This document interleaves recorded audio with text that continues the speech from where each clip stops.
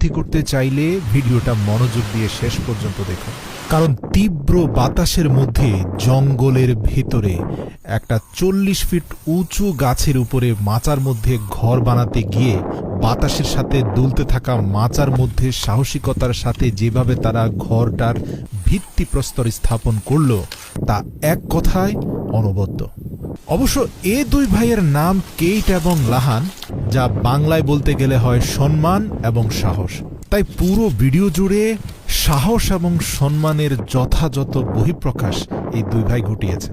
চর্বিবিহীন শক্তপোক্ত মাংসপেশি সমৃদ্ধ এই দুই ভাইয়ের শরীরে কি পরিমাণ শক্তি আছে তা তাদের শারীরিক গঠনই বলে দেয়। আমার কাছে অবাক লেগেছে অত্যাধুনিক কোনো যন্ত্রের ব্যবহার না করে শুধুমাত্র হাতে থাকা দুটি দাও ব্যবহার করে তারা পূর্ণাঙ্গ ঘর নির্মাণ করলো, এমনকি একটা সুইমিং পুল পর্যন্ত তারা নির্মাণ করলো এই গাছের উপরে।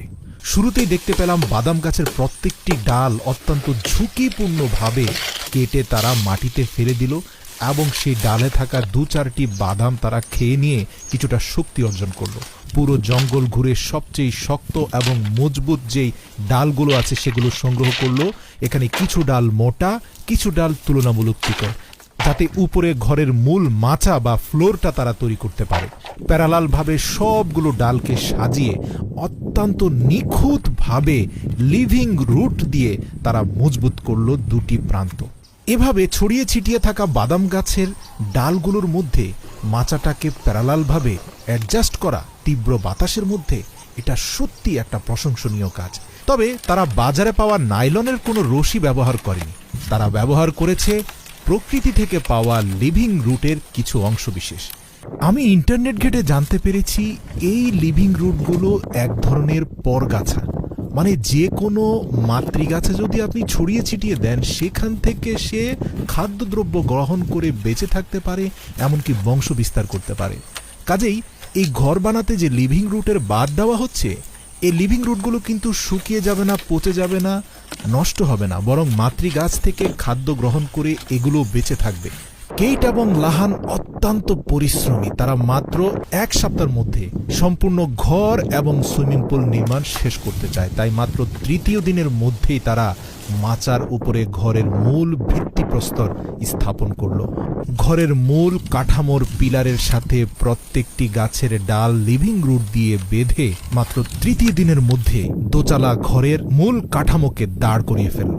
প্রিয় দর্শক, আজ 5ম দিনের কাজের শুরু হয়েছে। শুরুতেই তারা সুন্দরী গোলপাতা দিয়ে দোচালা ঘরের দুই পাশে প্রাকৃতিক চাল তৈরি করে মধ্যখানে মোটা করে গোলপাতা বেঁধে দিল, যাতে বৃষ্টি আসলে ঘরের ভেতরে পানি ঢুকতে না পারে।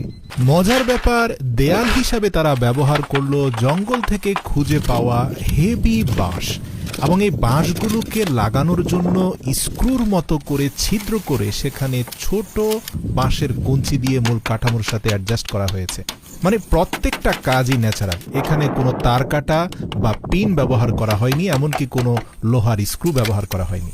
4র্থ দিনের বিকেল গড়াতে গড়াতে দেখা গেল বাদাম গাছগুলোর ডালে ডালে ছোট ছোট শাখা গজাচ্ছে। কেইট এবং লাহান মূল ঘরের 90% কাজও ইতিমধ্যে শেষ করে ফেলেছে। দীর্ঘ 4 দিন আকাশ মেঘলা হলেও বৃষ্টি কিন্তু হয়নি। মজার ব্যাপার, আজ কাজ শেষ হওয়ার কয়েক মিনিট পূর্বে তীব্র বৃষ্টি নামল। তারপরেও হাতের কাজ শেষ দিয়ে নিজেদের নির্মাণ করা ঘরের ভেতরে বৃষ্টির সময় আশ্রয় নিল কেইট এবং লাহান। টানা 5 দিনের হাড় খাটুনি কেইট এবং লাহানকে বিন্দু মাত্র মানসিকভাবে দুর্বল করতে পারেনি। আর তাই তো 6ষ্ঠ দিনের শুরুতে সুইমিং পুলের মূল ভিত্তিপ্রস্তর হিসাবে তারা 4টি শক্তপোক্ত জঙ্গলের গাছ এনে স্থাপন করলো এবং নিচে শক্ত পাথর দিল, কেননা এই 4টি গাছের মাচার উপরেই তৈরি হতে যাচ্ছে তাদের ছোট সুইমিং পুল।